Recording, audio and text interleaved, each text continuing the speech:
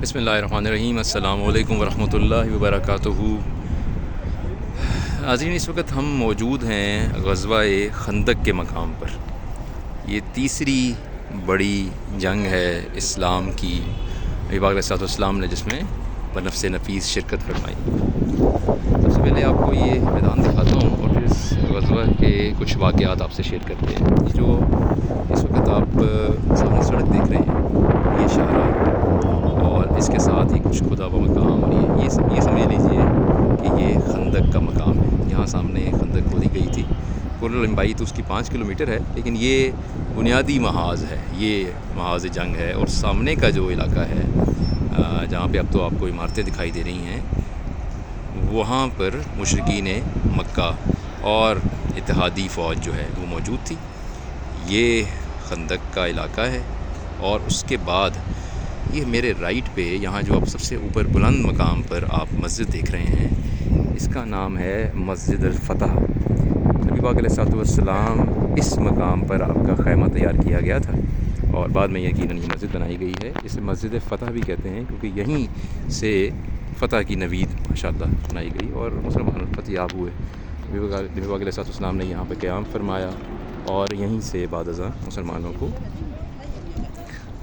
वापसी पे रवाना होने की इजाज़त फरमाई जब तमाम कुफ़ार जा चुके थे। तो ये मस्जिद फ़तह है। सबा मसाजिद इस जगह को कहते हैं। मैं आपको मसाजिद दिखाता हूँ और उसके बाद में ग़ज़वा के हवाले से कुछ बताता हूँ आपको। ये मस्जिद फ़तह है। अच्छा, ये सामने जो आपको दिखाई दे रही है तकरीबन ग्राउंड लेवल पे ये मस्जिद, ये है मस्जिद सलमान फ़ारसी रज़ी अल्लाह ताला अन्हु। आप जानते हैं कि जनाब सलमान फ़ारसी के ही मशवरे से खंदक खोदी गई थी, क्योंकि अरब में इसका रवाज नहीं था। ये फ़ारस यानी ईरान का रवाज था और आपके मशवरे से ही खोदी गई। वो खोदी गई मैं आपको बताता हूँ। इससे आगे जो आपको ये एक और मस्जिद ये दिखाई दे रही है, ये मस्जिद उमर फ़ारूक रज़ी अल्लाह ताला अन्हु है। इसी तरह से आप थोड़ा हम राइट होकर देखते हैं तो आपको दिखाई देगी ये एक मस्जिद आपको इस वाइट मस्जिद से आगे थोड़ा सा बुलंद मकाम पे नज़र आ रही है, जो बिल्कुल इस वक्त स्क्रीन के दरमियान में है। ये मस्जिद अली करमल्लाहु वजहुल करीम है। और इसके बाद ये जो बुनियादी बड़ी मस्जिद अब तामीर की गई है, जिसको मस्जिद खंदक कहते हैं, यहाँ पे जनाब अबू बकर सिद्दीक़ रज़ी अल्लाह ताला अन्हु का खैमा मौजूद था और साथ बिन अबाद रज़ी अल्लाह अन्हु का खैमा। ये मसाजिद बुनियादी तौर पे यहाँ पे तामीर की गई हैं। अब हम आपको ग़ज़वा खंदक की कुछ पस मंज़र और उसकी तारीख़ बताते हैं, जिससे आपको अंदाज़ा होगा कि ये ग़ज़वा क्यों हुआ, किस कदर अहमियत का हामिल था, किस कदर शदीद, कितना बड़ा महाज़ था। तो हुआ ये कि जब ग़ज़वा-ए उहद होता है, उहद पहाड़ के दामन में, और उसमें बड़े पैमाने पर मुसलमानों का नुकसान हुआ। हम उस वीडियो में आपको बता भी चुके हैं। एक नबी पाक अलैहिस्सलाम के हुक्म पर अमल नहीं हुआ, जिसकी पादाश में बहुत ज़्यादा जानों का नुकसान हुआ। 70 शहदाए हो तो वहीं पे मौजूद हैं। लेकिन अल्लाह रब्बुल इज़्ज़त ने मुसलमानों को शिकस्त नहीं दी, बचा लिया। मुशरिकीन मक्का का भी नुकसान हुआ और वो बिलाखिर दौड़ गए वहाँ से। उनके दिलों में एक रोब कायम हुआ मुसलमानों का। वो वापस तो चले गए अबू सुफियान की क़यादत में, लेकिन उन्हें बहुत ज़्यादा रंज था इस बात का कि वो मुसलमानों को निस्तो नाबूद नहीं कर पाए। और उसके बाद से ये इरादा रहा कि एक मुकम्मल और भारी फ़ौज के साथ, मुकम्मल तैयारी के साथ आया जाए और मुसलमानों को सफ़े हस्ती से मिटा दिया जाए। इस पर्पज़ के लिए अबू सुफियान, जो कि मक्के का सरदार और कुरैश मक्का का सरदार, अबू सुफियान ने दीगर कबाइल के साथ मिलकर ख़ास तौर पे सबसे पहला जो मुआहिदा अबू सुफियान ने किया वो मदीने से निकाले गए यहूदी कबीला बनी नज़ीर के साथ किया। ज़ाहिर है वो मुसलमानों से दोस्त रखते थे और उनके साथ मुआहिदा किया गया इस जंग के लिए। फिर दीगर कबाइल को इसमें शामिल किया गया। मिसाल के तौर पर वैसे तो कुल फ़ौज जो कुफ़ार की यहाँ ये सामने के इलाके में ग़ज़वा-ए खंदक, जिसे कुरान करीम ग़ज़वा-ए अहज़ाब के नाम से भी जानता है। अहज़ाब से मुराद बहुत सारे कबाइल का मिलना, फ़ौज का मिलना। जैसे आज आप देखते हैं नेटो फोर्सेस हैं और मगरिब का एक जो है वो इत्तेहाद है जो मुसलमानों के ख़िलाफ़ भी और दीगर कायम है। उस पर तफ़सील किसी से बात करेंगे। इसी तरह इस जंग को, ग़ज़वा-ए खंदक को, ग़ज़वा-ए अहज़ाब कुरान कहता है। सूरह अहज़ाब में आयात इसमें मौजूद हैं, आप पढ़ सकते हैं। इसलिए कि ये मुसलमानों के ख़िलाफ़ एक इकट्ठ था। तो इकट्ठ इस तरह है, तकरीबन 4000 की फ़ौज तो मुशरिकीन मक्का की है अबू सुफियान की क़यादत में, 4000 پیدل لوگ ہیں، 300 گھڑ سوار ہیں، 1500 اونٹ سوار ہیں. پھر میں نے آپ سے عرض کیا قبیلہ بنی نذیر جو ہے اس کو ملایا گیا، قبیلہ غطفان کو ملایا گیا، 1000 ان کے سوار تھے. بنی مرہ کو ملایا گیا، 400 ان کے سوار تھے. بنی شجاع کو اپنے ساتھ انہوں نے ملایا، 700 اس کے سوار موجود تھے. تو کل ملا کے یہ فوج جو ہے یہ 10,000 سے زائد بنتی ہے، جو اس زمانے میں اس علاقے کو دیکھتے ہوئے اور جس سے مقابلہ ہے مسلمانوں کو دیکھتے ہوئے یہ بہت بڑی فوج، 10,000 کا لشکر وہ مسلمانوں کو صفحہ ہستی سے مٹانے کے لیے یہاں پہ اکٹھا ہوا. جب وہ چلے ہیں، یہ 5 ہجری کا واقعہ ہے، ذیقعد کا مہینہ ہے، شوال ذیقعد، اور تقریباً فروری مارچ 627 عیسوی بنتی ہے جب وہ روانہ ہوئے اور یہاں مدینہ شریف کے باہر پہنچے. اچھا، اس سے پہلے کیا ہوتا ہے کہ جب آقا علیہ الصلوۃ والسلام کو خبر ہوئی مشرکین مکہ کے اس ارادے کی اور اتنے بڑے لشکر کی کہ جس کو اکٹھا کیا جا رہا ہے اور جس کو لایا جا رہا ہے مسلمانوں سے جنگ کے لیے، تو آقا کریم علیہ الصلوۃ والسلام نے مشورہ کیا. مشورہ نبی پاک صلی اللہ علیہ وسلم کی سنت ہے، اور یہ مشورہ کیا گیا کہ آیا کس انداز میں اور کس طرح سے مقابلہ کیا جائے اتنے بڑے لشکر کا جو آ رہا ہے. مدینہ طیبہ میں تو جو ہے وہ اتنی فوج موجود نہیں ہے، تو کس طرح سے ان کا مقابلہ کیا جائے. تو اس میں جناب سلمان فارسی رضی اللہ تعالیٰ عنہ جلیل القدر صحابی ہیں، آپ جانتے ہیں. آپ کی شخصیت کے بارے میں اگر بات کی جائے تو آپ ایسے حق کے متلاشی تھے کہ آپ جانتے ہیں فارس میں زرتشت تھے، آپ کا جو ابتدائی مذہب تھا والد کا، اور اس کی آپ پیروی کرتے تھے اور بڑے کٹر اور بڑے محنت کے ساتھ، اور لیکن حق کی تلاش میں تھے. تو اللہ رب العزت نے آپ پہ کرم فرمایا اور آپ ہوتے ہوتے عیسائیت کی جانب مائل ہوئے اس وقت، کیونکہ نبی پاک علیہ الصلوۃ والسلام کی آمد کی خبر نہیں تھی انہیں. تو عیسائیت کی جانب مائل ہوئے. وہاں پہ بہت سارے راہب جو عیسائی ہیں ان کے ساتھ محنت کی دین کو سمجھنے کے لیے. جب ایک کا انتقال ہوتا تھا وہ دوسرے کی جانب راغب کرتا تھا، دوسرے کا انتقال ہوتا تھا وہ تیسرے کی جانب، اور بہت طویل سفر کیا. اور بالآخر ایک عیسائی راہب نے اپنی وفات سے پہلے آپ کو عرض کیا کہ اب کوئی ایسا مسیحی موجود نہیں ہے میں جن کے پاس آپ کو بھیجوں جو دین حق پر قائم ہو، لیکن نبی آخر الزمان کی بعثت کا وقت آ چکا ہے اور آپ کھجوروں کے دیس میں آئیں گے، تو آپ اس جانب رخ کیجئے اور آپ ان سے ملاقات کیجئے گا. تو آپ اس طرح مدینہ طیبہ آئے. خیر وہ لمبی سٹوری ہے، پھر کسی دن جناب سلمان فارسی کو الگ سے ٹریبیوٹ پیش کریں گے انشاءاللہ، آپ ڈیزرو کرتے ہیں. لیکن میں بتانا چاہ رہا ہوں کہ سامنے جو مسجد ہے جو اب بنائی ہے، یہاں پہ آپ کا خیمہ تھا. یہ جتنی مساجد ہیں یہ وہ مقامات ہیں جہاں پہ یہ صحابہ دیگر صحابہ کے ساتھ موجود تھے، خندق کھود رہے تھے، اور اس کے بعد ان کا محاذ قائم تھا، 10 کی ٹولیاں. تو یہ جناب فارسی کا مقام ہے، جناب سلمان فارسی کا. آپ نے مشورہ دیا کہ رسالت محمد علیہ السلام کو کہ ہمیں اتنی بڑی فوج کے مقابلے کے لیے مدینہ کے گرد خندق کھودنی چاہیے، جو ہمیں ایک ڈیفنس شیلڈ کا کام دے گی. ہمیں ان سے لڑنا بھی نہیں ہوگا، اور اتنے بڑے لشکر کا سامنا یقیناً بہت ہی مشکل ہے. تو جو جنگی ایک حربہ ہے وہ یہ اختیار کرنا چاہیے کہ ہمیں یہاں پر خندق کھودنی چاہیے. نبی پاک علیہ السلام نے اس مشورے کو پسند فرمایا، اور اس کے بعد خود حضور علیہ السلام کی قیادت میں مسلمان جت گئے، شب و روز جت گئے اس خندق کو کھودنے کے لیے. ایک بڑا مشکل کام تھا، نہایت مشکل مرحلہ تھا.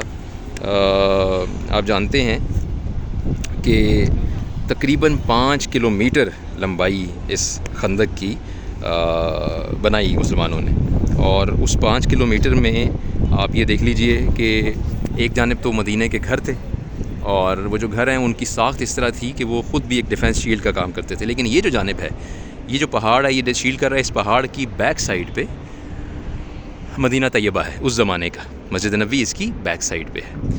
تو یہ ایک شیلڈ ہے، لیکن اس کے آس پاس جو علاقے ہیں وہاں سے بڑھ کے آگے آیا جا سکتا تھا، اور ان کو روکنے کے لیے فیصلہ ہوا کہ یہاں سامنے کا جو علاقہ ہے یہاں پہ خندق کھودی جائے گی، جو 5 کلومیٹر طویل تھی اور 5 ہاتھ گہری تھی. یعنی آپ سمجھ لیجئے وہ 2.5 میٹر گہری تھی، اور اس کی جو چوڑائی تھی وہ اتنی تھی کہ کوئی گھڑ سوار دوڑتا ہوا آئے تو بھی اس خندق کو کراس نہ کر سکے. اور یہ بڑا محنت کا کام تھا، اور اس میں تقریباً آپ سمجھیے کہ 20 دن لگ گئے مسلمانوں کو اس خندق کو کھودنے میں. دن رات اس پہ مشقت کی گئی، محنت کی گئی، اور یہ جناب سلمان فارسی کا جو خیمہ کا مقام ہے یہ آپ قریب سے دیکھ سکتے ہیں.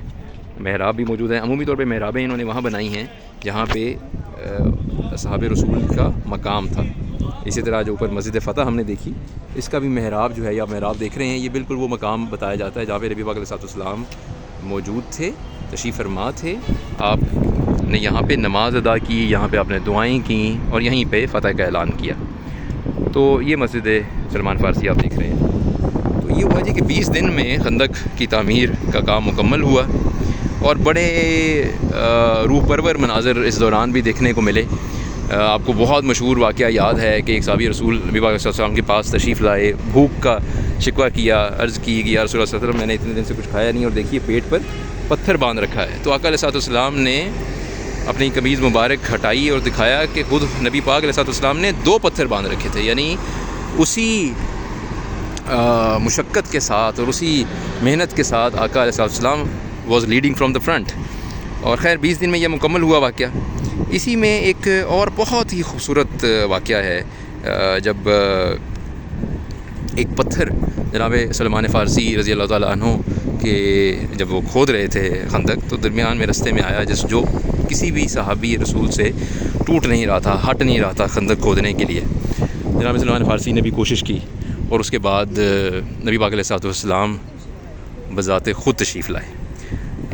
نبی پاک علیہ السلام نے اس مقام پر کھڑے ہو کر کلہاڑی سے اس پتھر پہ ضرب لگائی. آقا علیہ السلام کی ضرب لگنا تھی کہ پتھر کا ایک ٹکڑا ٹوٹ کر الگ ہوا اور ایک بجلی کوندی. جب بجلی کونتی ہے تو نبی پاک علیہ السلام نے نعرہ تکبیر بلند کیا. اس کے بعد فوراً بعد حضور علیہ السلام نے ایک اور ضرب لگائی، پھر ایک بجلی کوندی اور پتھر کا ٹکڑا الگ ہوا. نبی رحمت علیہ السلام نے تیسری ضرب لگائی اور پتھر چکنا چور ہو گیا، پھر بجلی کوندی اور پھر حضور علیہ السلام نے نعرہ تکبیر بلند کیا. اللہ اکبر.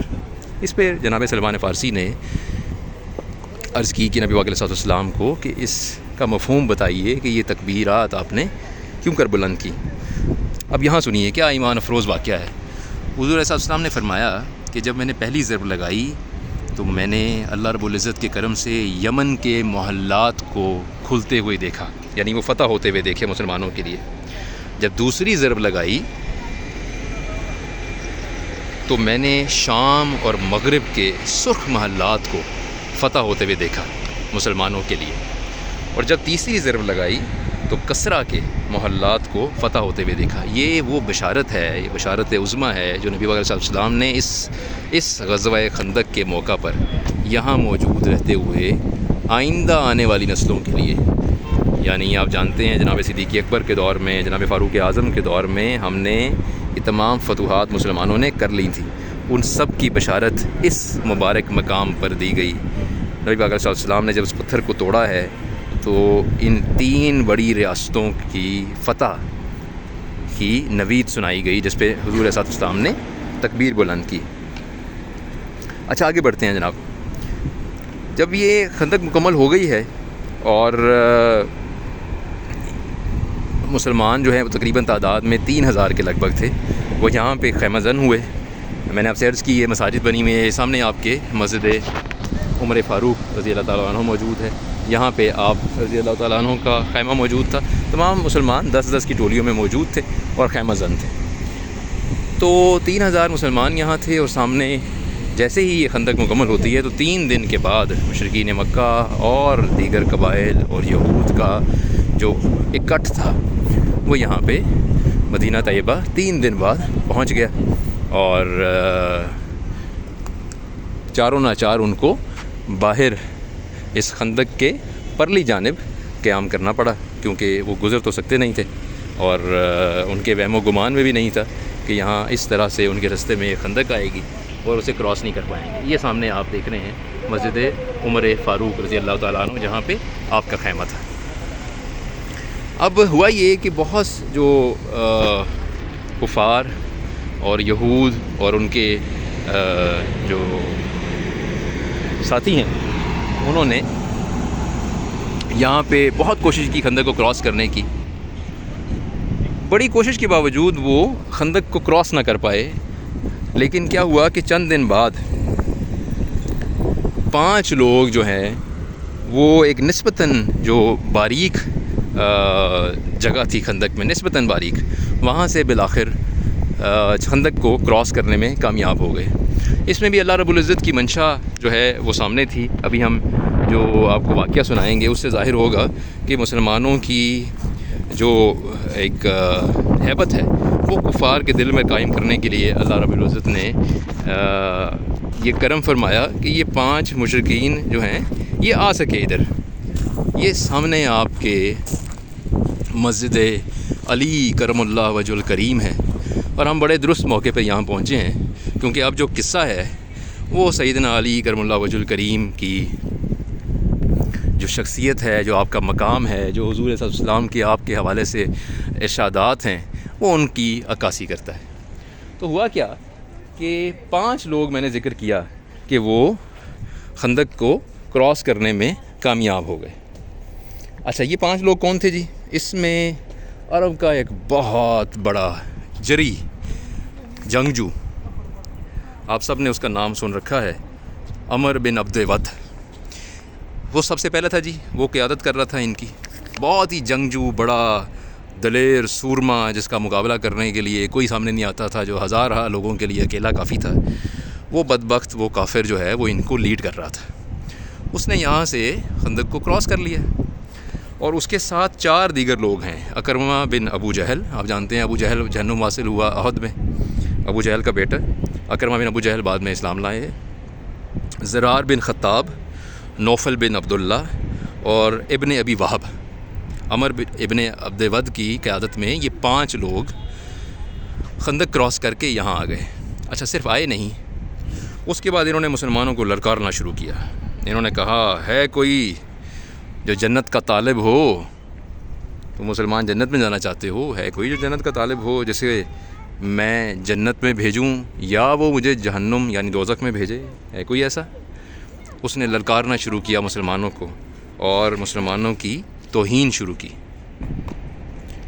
یہ وہ موقع ہے کہ جب اس نے للکارا مسلمانوں کو اور جنت کی توہین شروع کی، مسلمانوں کی توہین شروع کی اور تضحیک اڑائی، تو نبی پاک علیہ الصلوۃ والسلام نے فرمایا کہ کوئی ہے جو اس کے شر کو ہمارے سروں سے دور کرے، کوئی ہے جو اس کے شر کو ہمارے سروں سے دور کرے۔ آقا علیہ الصلوۃ والسلام نے جب یہ ندا فرمائی تو مولا علی نے آمادگی ظاہر کی، فوراً کھڑے ہوئے کہ میں اس بدبخت کو، اس کے انجام کو پہنچاتا ہوں۔ نبی علیہ الصلوۃ والسلام نے اجازت مرحمت نہیں فرمائی اور دوبارہ پوچھا کہ کوئی ہے جو اس کے شر کو ہمارے سروں سے دور کرے؟ پھر مولا علی نے آمادگی کا اظہار کیا، نبی علیہ الصلوۃ والسلام نے ابھی اجازت نہیں فرمائی۔ تیسری بار پوچھا کہ کوئی ہے جو اس کے شر کو ہمارے سروں سے دور کرے؟ تیسری بار پھر مولا علی کرم اللہ وجہ الکریم کھڑے ہوئے۔ اس بار نبی پاک علیہ الصلوۃ والسلام نے نہ صرف اجازت مرحمت فرمائی بلکہ اپنا امامہ اور اپنی تلوار عطا کی۔ جی ہاں، جناب علی کرم اللہ وجہ کو حضور صلی اللہ علیہ وسلم نے اپنی تلوار اور اپنا امامہ عطا کیا، اور فرمایا کہ کل ایمان کل کفر کے مقابلے پر جا رہا ہے۔ یعنی سیدنا علی کرم اللہ وجہ الکریم جب عمر بن عبد ود کے مقابلے میں جا رہے تھے تو اب آقا نے کیا فرمایا اسی مقام پر، خندق کے مقام پر، کہ کل ایمان کل کفر کے مقابلے پر جا رہا ہے۔ یہ کیسا منظر ہوگا؟ اور وہ کل ایمان جب تشریف لے گئے ہیں اور اس کے بعد ایک مد بھیڑ ہوئی ہے، ایک غبار اٹھا ہے، راوی لکھتے ہیں ایک غبار اٹھا ہے کہ کچھ دکھائی نہیں دیتا تھا کہ کون کہاں ہے اور کیا ہو رہا ہے، کہ اتنے میں ایک تکبیر بلند ہوئی، نعرہ تکبیر، اللہ اکبر۔ اور جب وہ تکبیر بلند ہوتی ہے تو آقا علیہ الصلوۃ والسلام نے فرمایا کہ خدا کی قسم علی نے اسے قتل کر دیا۔ یہ نوید خود نبی پاک علیہ الصلوۃ والسلام نے سنائی جب نبی کریم صلی اللہ علیہ وسلم نے فرمایا کہ علی کرم اللہ وجہ الکریم نے عمر بن عبد ود یعنی کل ایمان نے کل کفر کو قتل کر دیا ہے۔ اور بات یہاں ختم نہیں ہوئی، اس کے بعد یہ ایسی ہیبت طاری ہوئی ان پہ کہ وہ جو باقی 4 بھی تھے وہ دوڑے واپسی کے لیے، کیونکہ ان کا اتنا بڑا سردار، اتنا جری کمانڈر وہ بری طرح قتل ہوا جناب علی کے ہاتھوں۔ جب وہ باقی سب دوڑتے ہیں تو باقی تو کامیاب ہو گئے، لیکن نوفل جو ہے وہ خندق پار نہیں کر پایا، بیچ میں گر گیا۔ تو جناب علی نے جمپ لگائی، خندق میں کودے، وہاں اسے قتل کیا اور واپس تشریف لائے۔ تو یہ شاندار موقع ہے اس غزوہ خندق کا یہ واقعہ جب کل ایمان نے کل کفر کو قتل کیا اور اللہ رب العزت نے مسلمانوں کو جناب علی کرم اللہ وجہہ کی تلوار جو کہ نبی پاک علیہ السلام کی تلوار تھی اس سے فتح یاب کیا۔ پھر ایسا ہوتا ہے کہ اس کے بعد تو ایک ہیبت ہے جو ان پہ طاری ہے، وہ خندق کراس نہیں کر پا رہے، اتنے بڑے کمانڈر نے جب کراس کیا تو ویسے ہی واصل جہنم ہو گیا، جس کا مقابلہ کوئی نہیں کر سکتا تھا، اس کو 1 منٹ میں جناب علی نے جہنم واصل کیا۔ تو مسلمانوں کی اس فتح اور اس کمانڈ سے کفار میں پھوٹ پڑی، نہ وہ آگے بڑھ پاتے تھے، نہ وہ خندق کراس کر پاتے تھے، اور کوئی سبیل نہیں بن پاتی تھی۔ یہ سامنے سیدنا علی کرم اللہ وجہ الکریم کا جو خیمہ جہاں موجود تھا، یہاں پہ مسجد علی ہے، اس کی زیارت کر لیجئے۔ تو ایسا ہوا جی کہ مشرکین اور یہود قبائل سارے جو اکٹھے تھے ان میں پھوٹ پڑ گئی۔ ایک طرف تو پھوٹ ہے، کوئی چاہتا ہے کہ اب واپس چلا جانا چاہیے، خوراک کم رہ گئی ہے، لوگ زخمی ہو رہے ہیں، بیمار ہو رہے ہیں، موسم کی شدت ہے، خندق کراس نہیں ہو پا رہی اور خرچے ہو رہے ہیں۔ اور کوئی کہتا ہے کہ نہیں ابھی نہیں جانا، ہم مقابلہ کریں گے۔ ابو سفیان آپ جانتے ہیں اٹل اس بات پہ کھڑا ہے اور یہود کھڑے ہیں کہ ہم نے قتل کرنا ہے مسلمانوں کو۔ ایسے میں ایک خاص غیبی امداد آتی ہے کہ ایک رات ایک شدید آندھی چلتی ہے، وہ طوفان ایسا آتا ہے کہ خیمے جو ہیں کفار کے وہ اڑ جاتے ہیں، ان کی روشنائیاں جو ہیں وہ اندھیرے میں تبدیل ہو جاتی ہیں، جانور آپس میں ٹکرا رہے ہیں اور بدمست ہو گئے اور برا حال۔ ایسی ایک طوفان اور ایک آفت آئی کہ انہوں نے یہاں سے دوڑنے میں ہی عافیت جانی، اور 22 دن کے اس محاصرہ تو نہیں کہنا چاہیے، 22 دن کے اس قیام، اس مجبوراً قیام جو کہ خندق کے پرلی جانب انہیں کرنا پڑا، اس کے بعد وہ بالآخر دوڑے واپسی کی طرف، اور اللہ رب العزت نے مسلمانوں کو فتح عطا کی۔ اور وہ سامنے جہاں پہ رسالت مآب علیہ السلام کا خیمہ موجود تھا، جہاں پہ مسجد فتح موجود ہے، وہاں سے نبی علیہ السلام نے فتح کا اعلان کیا، اور اس کے بعد مسلمانوں کو واپسی کی اجازت ملی۔ اب اس میں دیکھنا یہ ہے کہ تقریباً اس سارے پروسیس میں کچھ 4 مسلمان جو ہیں انہوں نے شہادت کا درجہ پایا، رتبہ اختیار کیا، اور ذکر ہوتا ہے کہ 10 کفار جو ہیں وہ جہنم واصل ہوئے ہیں، اور لیکن جو ان کا مالی نقصان ہے، جو ان کے مورال کا نقصان ہے، وہ بہت شدید ہے۔ وہ 10,000 کا تاریخی لشکر اکٹھا کر کے آئے، لیکن وہ مسلمانوں کی خاک بھی نہیں پا سکے، اور اللہ رب العزت نے تیسری جو بڑی جنگ ہے اس میں پھر مسلمانوں کو الحمدللہ فتح یاب کیا، فتح عطا فرمائی۔ اور اس کے بعد جو ایک بڑا سٹیپ لیا گیا ہے وہ ہے قبیلہ بنی قریظہ۔